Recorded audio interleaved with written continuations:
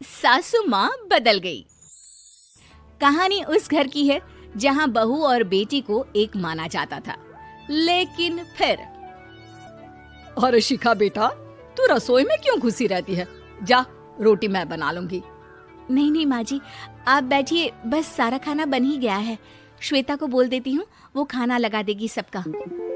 Sorry भाभी, मेरे पास वक्त नहीं है। माँ, मुझे पैसे देना, पार्लर जाना है। हाँ हाँ चली जाना, भाभी को भी ले जाना। वो भी जाने को बोल रही थी पार्लर, पर पहले ना मदद कर दे उसके खाना लगाने में। देख माँ, वो बहू है, उसे बहू रहने देना, इतना सर पर मत चढ़ा भाभी को। श्वेता, ज्यादा मत बोला कर। बहू और बेटी में कोई फर्क नहीं होता है। जा जाकर काम कर। ननद को माँ का भाभी से इस तरह प्यार करना बिल्कुल अच्छा नहीं लगता। वो बार बार किसी न किसी तरह माँ को भाभी के खिलाफ भड़काती रहती, लेकिन कोई फायदा ना होता। एक रोज, अरे बेटे किशन, जा बहू को कहीं घुमा कर ला, सारा दिन घर में काम करती रहती है। हाँ हाँ माँ, हम लोग जा रहे हैं ना गोवा। अच्छा जी, भाभी ने तो हमें बताया भी नहीं। वैसे तो सारी पंचायत करती है, ये गोवा वाली बात क्यों छुपा गई हमसे? अरे क्योंकि उसे खुद नहीं पता था बहन। मुझे टिकट सस्ती मिल रही थी तो मैंने बुक कर दिया। हाँ शिखा, पैकिंग कर ले, संडे हम जा रहे हैं गोवा। दोपहर में शिखा पैकिंग कर रही थी कि सास आ जाती है।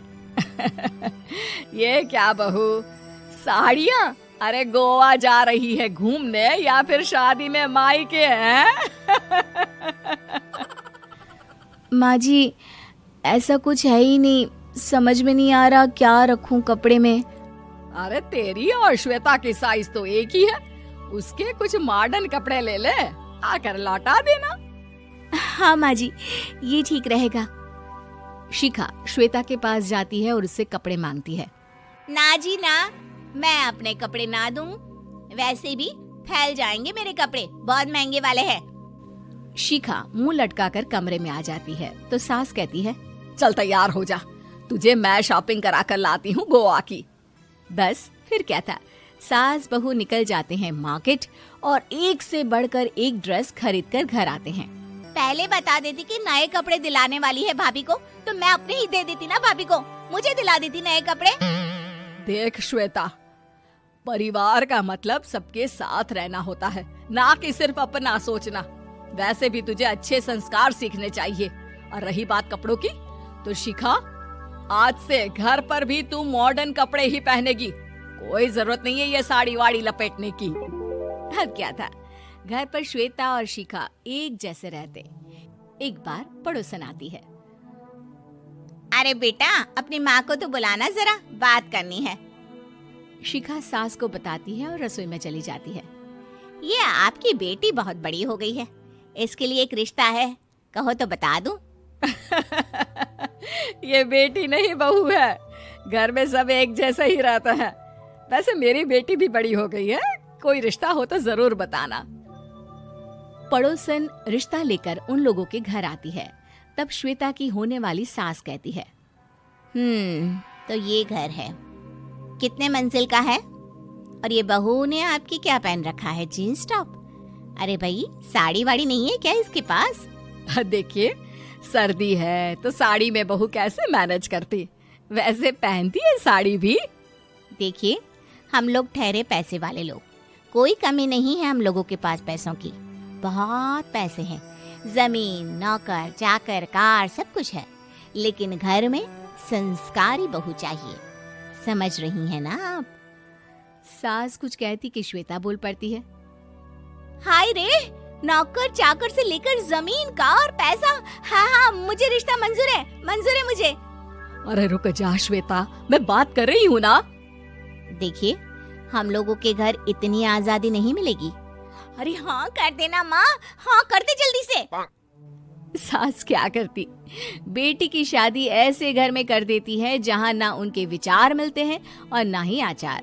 शादी के बाद एक रोज फोन पर, श्वेता बेटा, एक बार घर आ जा, बहुत दिल करता है तुझे देखने का। माँ, वो घर पर बहुत काम होता है, कैसे आऊँ?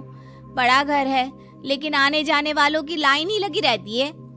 बेटा मैं तो जानती थी उस घर का हाल, लेकिन तू ही नहीं मान रही थी। माँ देख, हर घर का यही हाल है। तेरी बेटी को यहाँ घूंघट हटाने की परमिशन नहीं है और एक तरफ भाभी स्कर्ट पहनकर घूम रही है। बेटा मुझे क्या पता था कि मेरी बेटी को ससुराल के नाम पर पिंजरा मिल जाएगा। अच्छा माँ, फोन रखती हूँ, सास को गर्मा गर्म रोटी खिलानी है।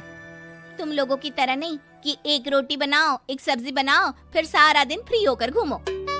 सास फोन तो रख देती है, लेकिन सोच में पड़ जाती है कि एक तरफ बेटी जिसे कोई आजादी नहीं, वहीं दूसरी तरफ बहू जिसे देखकर लगता ही नहीं कि उसकी शादी भी हुई है।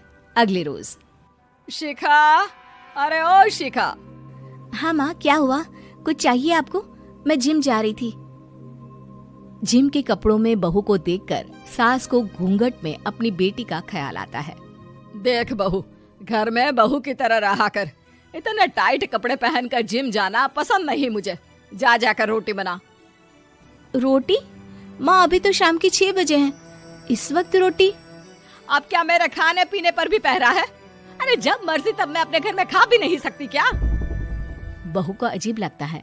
वो समझ नहीं पाती कि जो सास कल तक इतनी सपोर्टिव थी, उन्हें अचानक से क्या हो गया।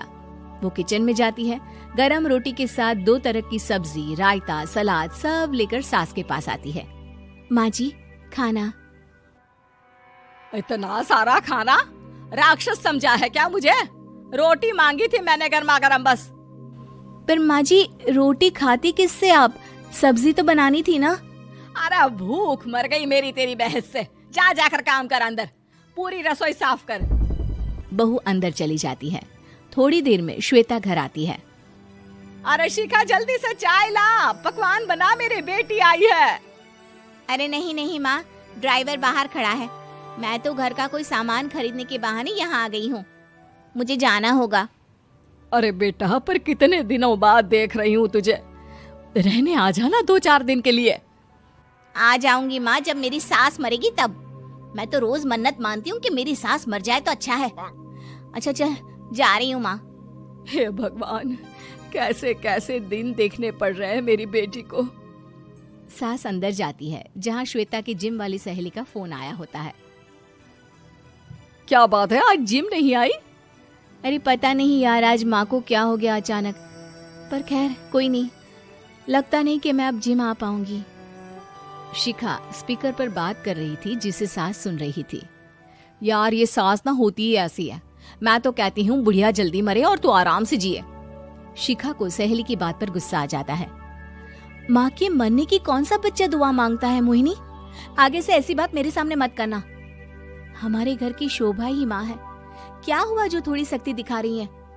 उसमें भी कोई ना कोई उनकी भलाई ही होगी। मैं तो कहती हूँ भगवान मेरे जैसी सास सबको दे, जो सिर्फ माँ की तरह है। सास वाली तो कोई बात ही नहीं है उनमें। सास ये बात सुन रही थी। उनकी आंख में आंसू आ जाते हैं कि क्यों वो बेटे की किस्मत में बहू को भी भागीदार बना रही थी। शिखा, अरे ओ शिखा, क्या हो गया? जिम नहीं जाना क्या?